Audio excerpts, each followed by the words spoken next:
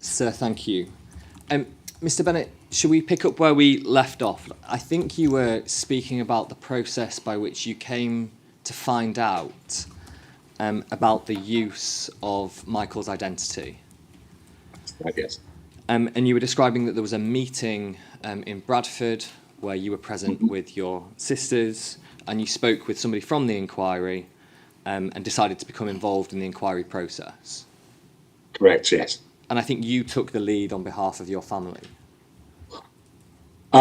Yes, we did. I just felt that, like Michael would have done the same for us, if the roles had been reversed. I just thought something had to be done to find out why and how all this situation came to be. Can we turn to Michael and his early life now? He was born on the 9th of June, 1950. That's right. What was he like as a boy?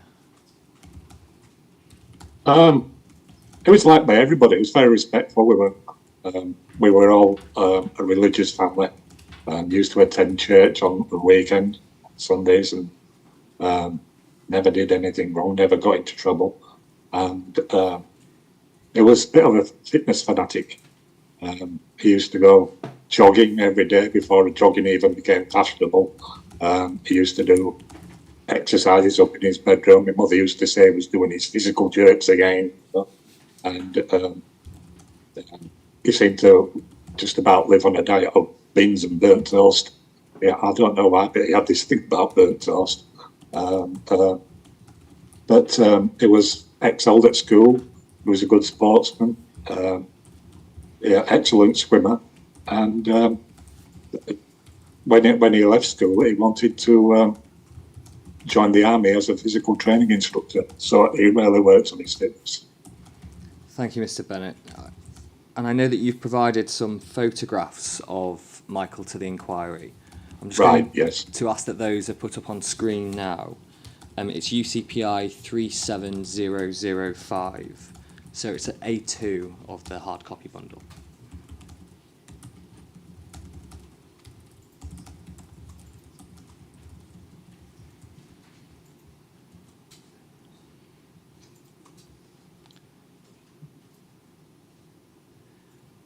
Why did you provide these photographs to the inquiry, Mr. Bennett? Because I believe it would give the inquiry an insight into the sort of person that Michael was, his character. Everybody liked him. He was very friendly. Never got into any trouble. I can remember him working out incessantly at home. He used to do press-ups with me, sat on his back just so he had a bit of extra weight.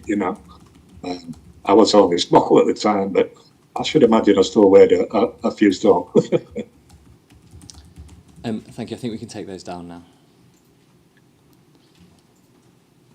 You say in your witness statement that Michael didn't drink either, is that right? That's right, yes. Like I say, he did his best to take care of his health, look after his body.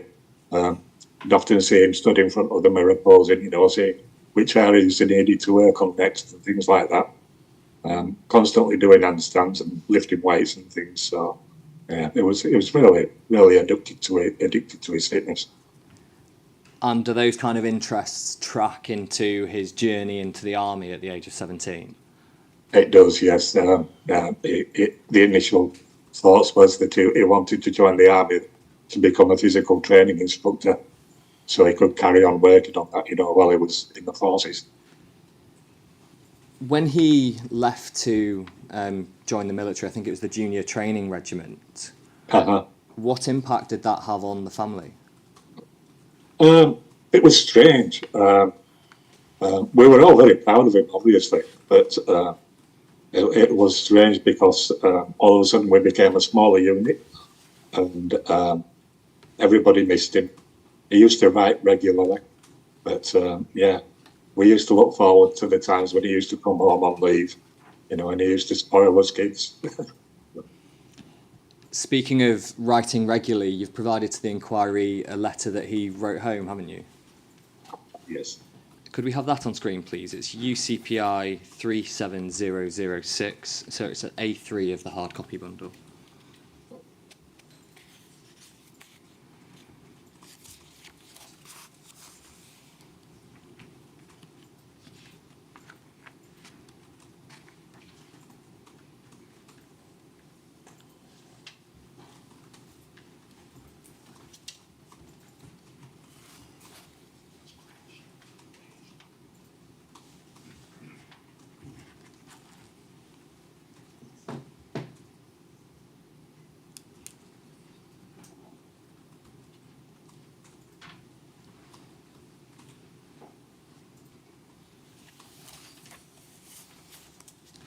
I think we're just waiting for that to come up on screen, Mr. Bennett. Okay. Just bear with us a moment.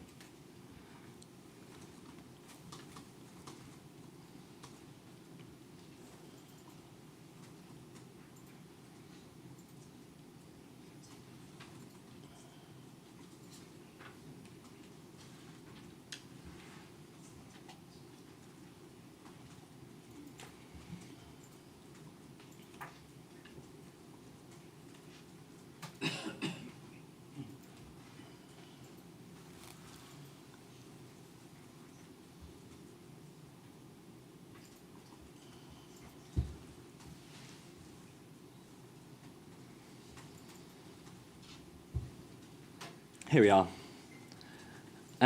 This is the letter that you provided that was written home by Michael when he was in the junior training regiment. Is that right? That's right, yes. Is it okay with you if I read some excerpts from it? Yes, that's not a problem. He begins with, "Dear Mum and Dad, I can't tell you how your letter cheered me up and how I long for August that day out, and that meat and potato pie. I'm glad you wrote because I've been thinking about you all the time, and when I come home I will be the happiest boy in the world. Nothing pleases me more than for you to write." And if we turn to page 3, please. He signs off, "If you do not hear from me for 2 days at a time, don't worry, because the letter will take ages to reach you. I will keep writing to you. I hope you will to me. God bless you all, Mike." And he says, "P.S. Please write soon. Give love to Francis, Honor, and your other sisters." What insight does that letter give us into Michael's character? But he was a good family boy, you know. He wasn't a rogue or anything like that. He really adored his family. He did everything he could for for everybody in the family. But while he was in the army, he used to send his wages home to my mum to help us all out at home. So he was a very selfless person. And I understand that this was a difficult time for your family. I think your father left the household around this time. That's correct, yeah. And I Michael, think I'm sorry, you carry on. I think that was one of the reasons why that led to Michael leaving the army.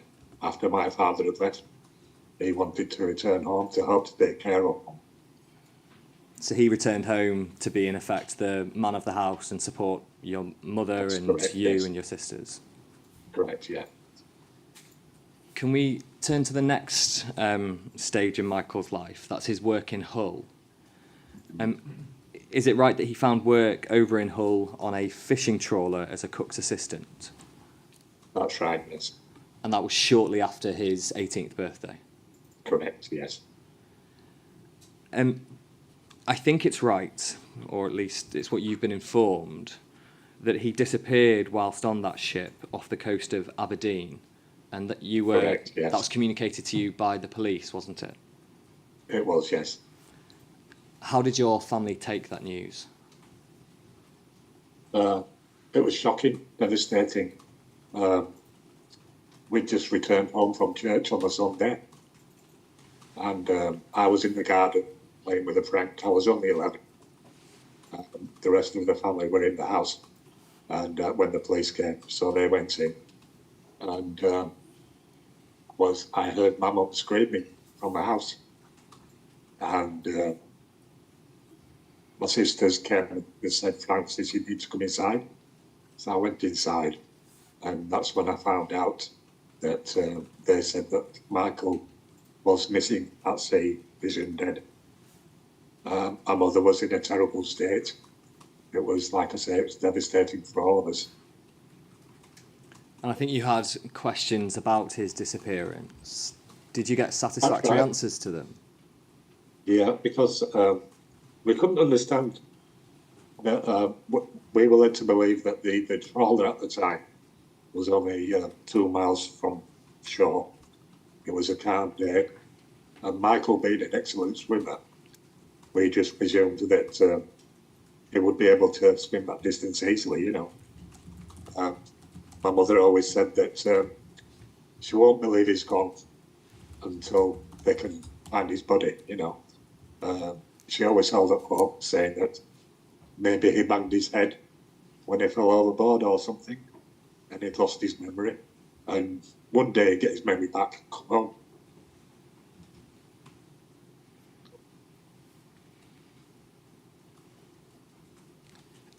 How does that experience of his disappearance link with the phone call you got in 2018 to say the police had some information about Michael?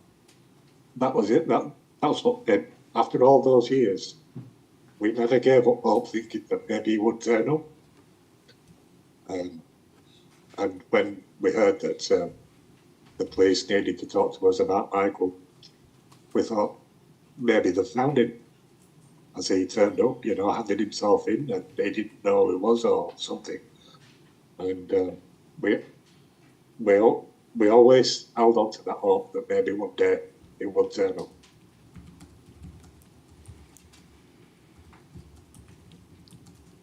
When you found out about the use of Michael's identity, what was the immediate reaction that you and your sisters had?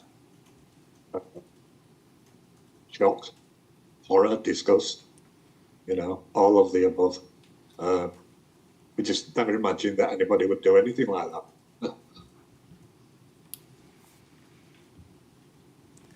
I understand that your mother wasn't around at the time, and that she'd sadly taken her own life.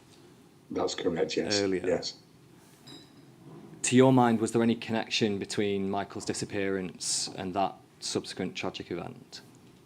Absolutely, because she just, like I said, she never gave up hope that one day would turn up. But after 9 years with ill health and the first husband dying, the second husband leaving her, then losing a son and not knowing whether or not he'd turn up, I think it just all got too much for her, and she just took her own life. She tried on a few occasions, but we'd always managed to find her, you know, help her, give her support. But as the years went by, her health slowly deteriorated, and I just think it was like, you know, she just couldn't take any more.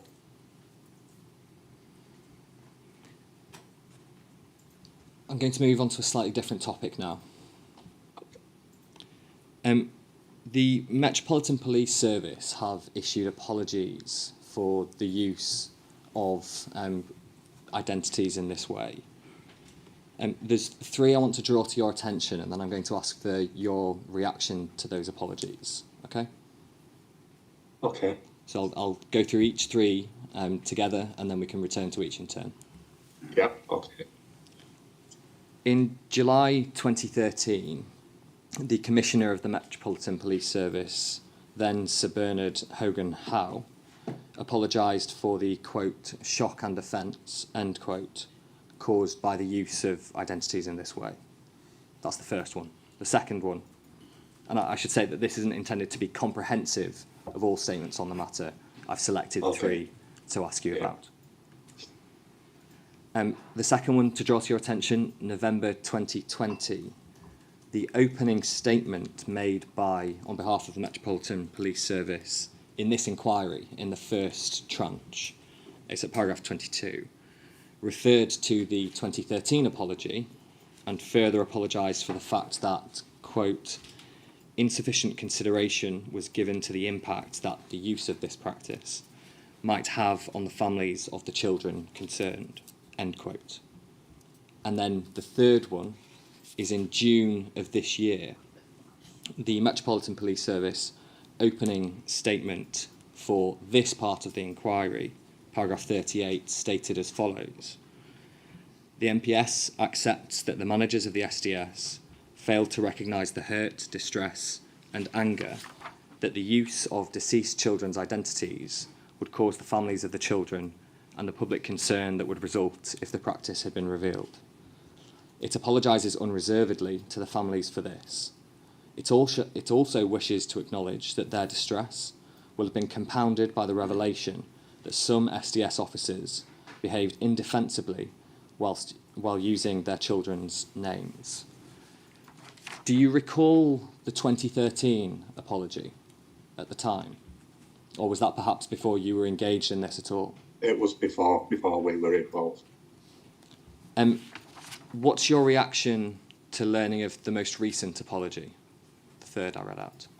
To me, it really doesn't hold any water. To me, it's insincere. It's almost like it was an afterthought. Like it was only issued because they was told to issue an apology, and it just seems to be, like I say, insincere and ingenuous. Almost not worth the paper it's written on, you know. HN12 himself gave an account to his risk assessors that I know you've read. There is, of course, no witness statement. He's now deceased. And then the risk assessment made in support of his application for anonymity in October 2017, I don't propose to turn it up, but if anybody's following along, it's UCPI 29190. He gave the following account, quote, as the SDS was always meant to be covert, we did not expect the families to have ever found out, end quote. What was your reaction on reading this? That just seems to be that they were almost given carte blanche to do whatever they wanted under a false identity. You know, it's just like an open checkbook. All right, use this identity, go and do what you want. There'll be no repercussions because nobody will ever find out. I've asked you about your reaction to what has been done. What would you like to have seen done? First of all, I would like to have seen them not do the practice of using deceased children's identities. To me, it's just totally disgusting. And I can't understand how anybody in the right mind would agree to do something like that. When you think of the things that these people got up to using somebody else's child's ID, it's smacks of, you know, no care, no worries about anything at all. I can just get away with it. Is there anything you'd like to see happen in the future? An assurance that they'll never use that practice again. I couldn't bear to think that they were still doing things like this now, and somebody's family further down the line would suffer the same sort of recurring grief that we've gone through. First at losing Michael when he was lost at sea, and then losing Michael again when we found out that somebody had been using his ID. It's like all the memories we had of Michael now have been tainted by what this chap did. We can't think of Michael anymore now without seeing like the spectre of this undercover officer looking over Michael's shoulder. You know, before we held on to those memories, but now they've all been tainted, you know.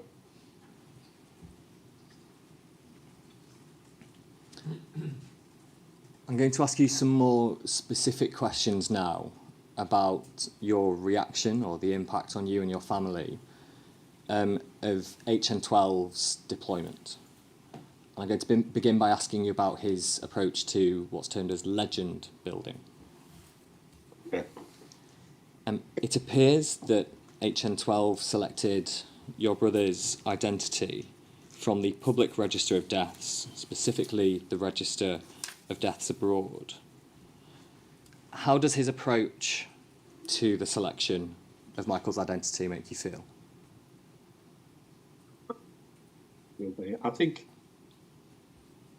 initially that he seemed to go about it the wrong way around, as according to what he was instructed to do in the tradecraft manual. Like they were suggesting that they should use a child that had died in normal circumstances, nothing unusual about it, a child that was young, infant, baby, or something like that. But Michael was 18 when he died, and it just seemed like he went about it in his own fashion without a care in the world. I think you were concerned on reading the disclosure as well about the fact that there was in fact publicity about Michael's death. That's right, yeah, and that was another thing that there was suggested in the tradecraft manual, that it should be unspectacular, and there's no mention of anything in any press or newspapers or anything like that. But Michael was announced in the papers and the local press after he died. Shall we turn that up? That was another oversight. Should we turn that up now so that we can see it on the screen? Okay, yeah. It's UCPI 37007. Sir, it's at your hard copy A4. 37007.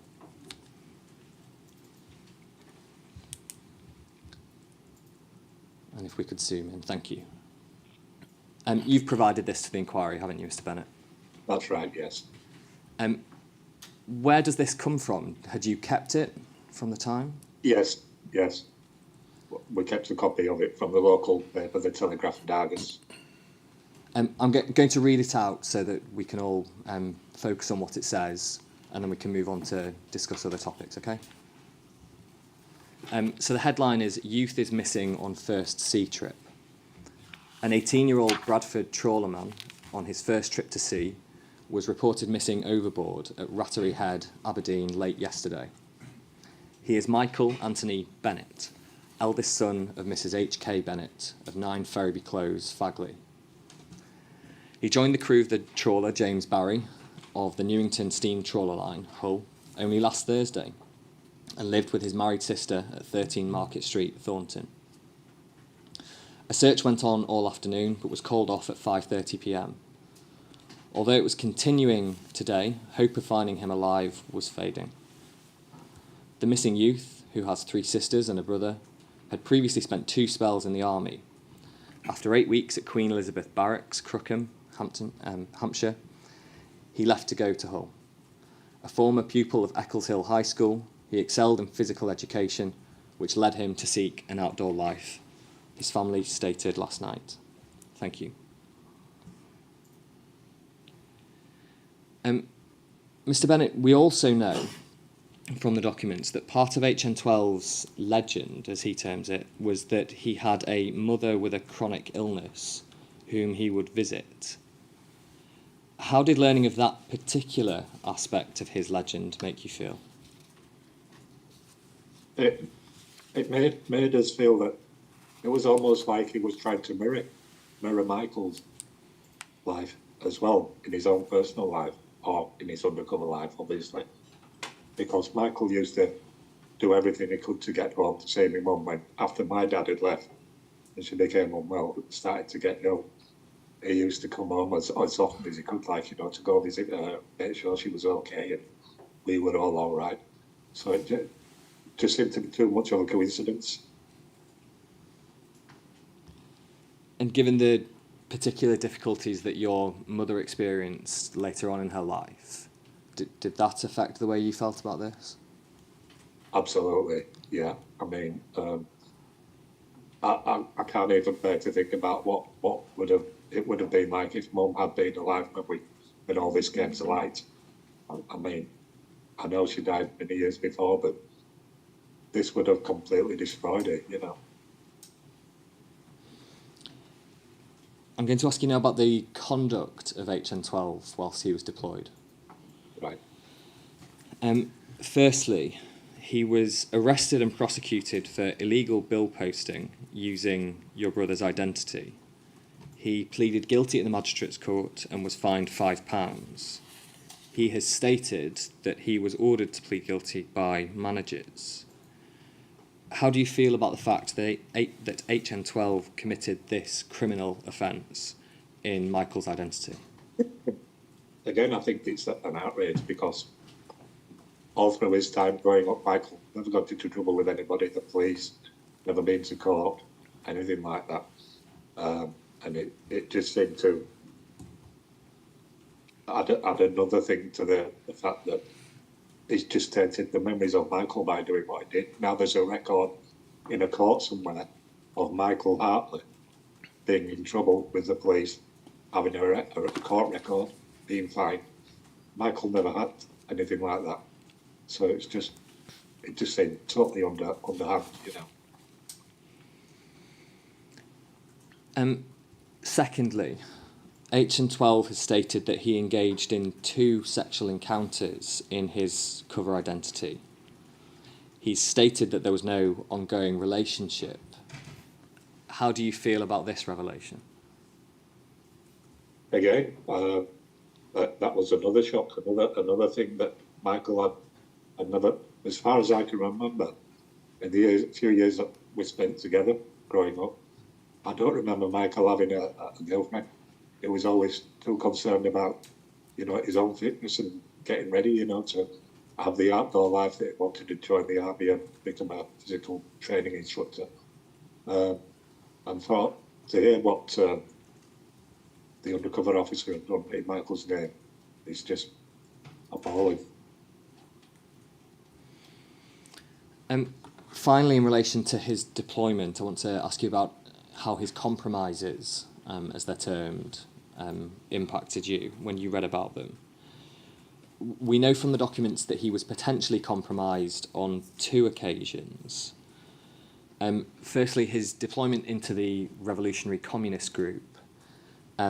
He was accused of being a police informer, partially on the basis of refusing to provide the address of his mother and drinking too much.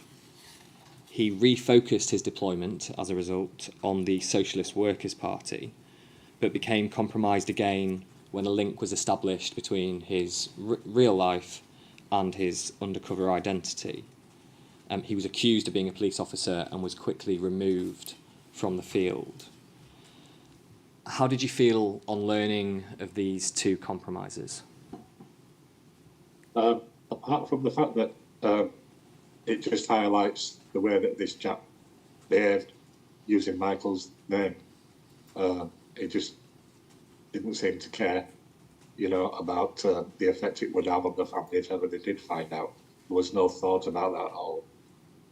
And on the other hand, it made me wonder, well, what was to stop these people from coming forward and searching out Michael's real family? You know, if they thought it was a spy, how do we know that they weren't going to start looking for us to, you know, to find out who Michael Hartley was?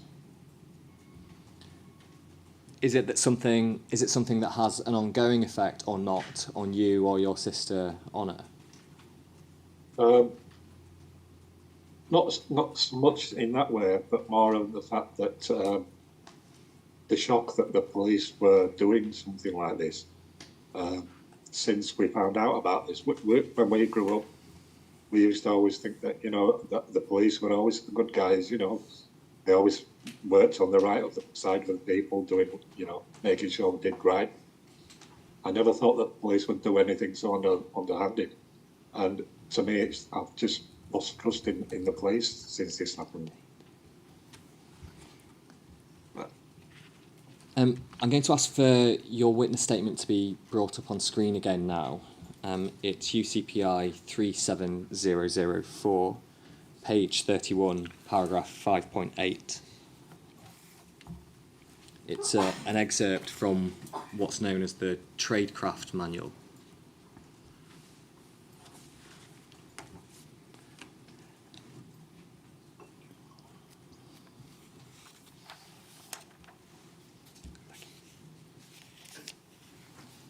Mr. Bennett, you've referred to this within your witness statement. We have a document reference at the bottom of the screen if anybody needs to follow along. Just for clarity, the inquiry dates the creation of this document to around 1994-95. So it post-dates the deployment of HN12, but I think it's something that you want to comment on in any event. What I'm going to do is I'm going to read it out in full, as we can see there, with the bold and underlined text that you've or your legal team have inserted, and then I'll ask you to comment on some sections of it. Is that okay? So the Tradecraft Manual, in your words, reflects the total disdain the SDS had for the victims of identity theft by the undercover officers, and you quote from the manual. By tradition, the aspiring SDS officer's first major task on joining the back office was to spend hours and hours at St Catherine's House, leafing through death registers in search of a name he could call his own. On finding, and you're bold and underline, a suitable ex-person, usually a deceased child or young person with a fairly anonymous name, the circumstances of his or her untimely demise was investigated, and a section highlighted again to follow. If the death was natural or otherwise unspectacular and therefore unlikely to be findable in newspapers or other public records, just pausing there, have you highlighted that because in fact there is a record in the newspaper of your brother's death? That's right, yeah. Like I said before, it seemed like the undercover officer was just going his own way and not following the Tradecraft Manual. Continuing, the SDS officer would apply for a copy of the dead person's birth certificate. Further research would follow to establish and a highlighted section here, respiratory status of the dead person's family, if any, and if they were still breathing, where they were living. If all was suitably obscure and there was little chance of the SDS officer, or more importantly, one of the wearies running into the dead person's parents or siblings, etc., the SDS officer would assume squatter's rights over the unfortunate's identity for the next 4 years. And that ends that section. Mr. Bennett, firstly, a suitable ex-person, usually a deceased child. How did you feel on reading about this? It just seems to be a totally disgusting way of doing their business. Like, the whole thing is like dehumanising the people that they were using for their IDs. They were just looking at them as commodities to use. And then the final section that you've highlighted, further research would follow to establish the respiratory status of the dead person's family. How did that particular line make you feel in the circumstances of your family? Again, it's like there's no thought or empathy for the people who would be dragged into this. It's like the whole thing, they're just talking about people like they were objects for them to use. There's no, like, respect.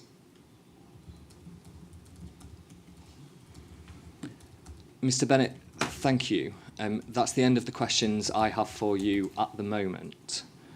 So I think we need to go to a break at this point. Yes, we do. Mr. Bennett, would you bear with us for 15 minutes, please? The practice that the inquiry follows is to allow anyone who may have any questions that they would like to be put to you to speak to counsel to the inquiry so that he can do that in 15 minutes' time. But Okay. would you bear with us for the 15 minutes, please? Absolutely. Thank you.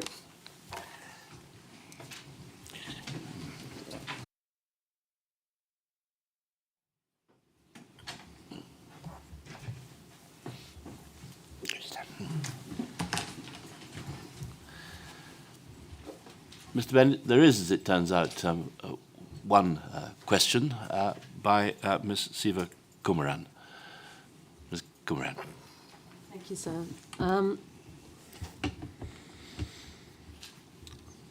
Mr. Bennett, you were asked about your immediate reaction to learning about HN12's finding and using Michael's identity. I just want to turn now to the ongoing impact, if any, learning this information has had on you. If we can call up your witness statement, UCPI 37004, and turn to page 12.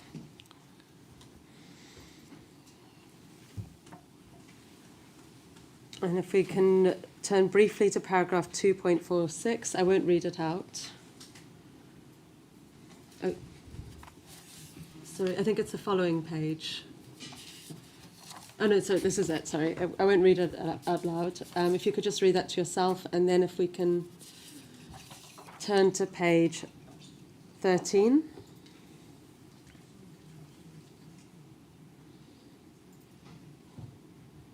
And turn up paragraph 2.49 to 251.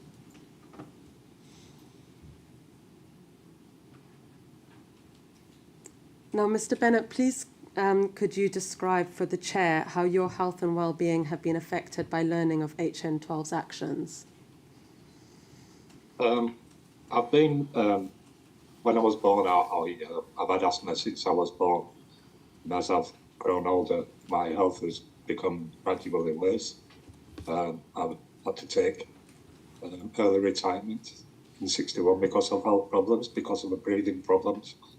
And since we found out about the actions of HN12, I will admit that my health has deteriorated even quicker than it had done before. I'm on antidepressants and finding it hard to sleep at night.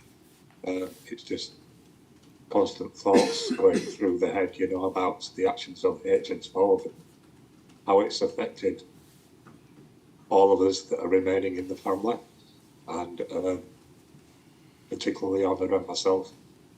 And it seems to be an ongoing cycle of just stress, doubt, paranoia, because we thought, you know, if we see a strange car outside or whatever, we think, is that somebody spying? You know, it's strange the way it's affected us all. We just don't feel the way we used to anymore, both physically and mentally. And Mr. Bennet, my last question is, you've been asked about officers saying that they never thought families would find out. What are your views on families being informed of officers' practices of using names like your brother's to create cover identities? Half of me thinks that it would have been better if we never had found out.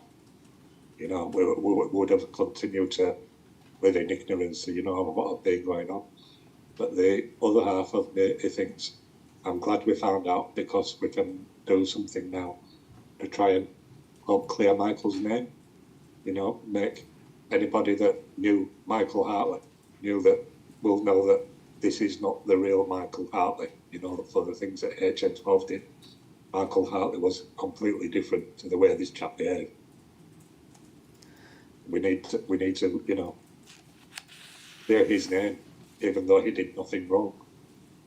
So just following through on that, Mr. Bennet, do you think that families should then have been told about the practice?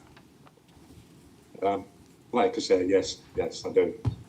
Yes, and I think I'm not saying that the police should have asked for permission to use the ID, use the child's ID, but I do think that they could have been made aware of this long before it all came to light. Okay, thank you, Mr. Bennet. Mr. Bennet, thank you very much for the evidence that you've given.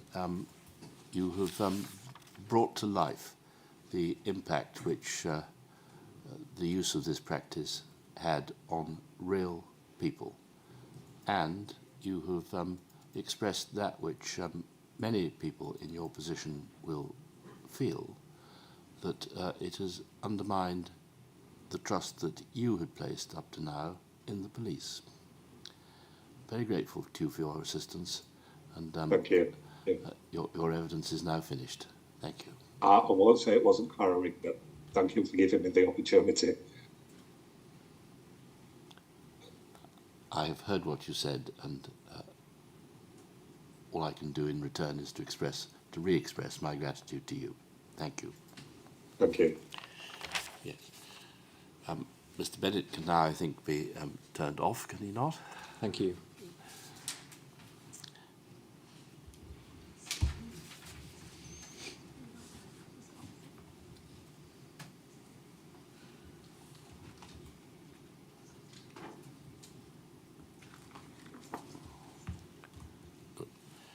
And we will now proceed to hear the live evidence of HN19. Those in this room will see and hear it. Those who are listening outside this room will only hear it because of a restriction that is placed upon broadcasting his image.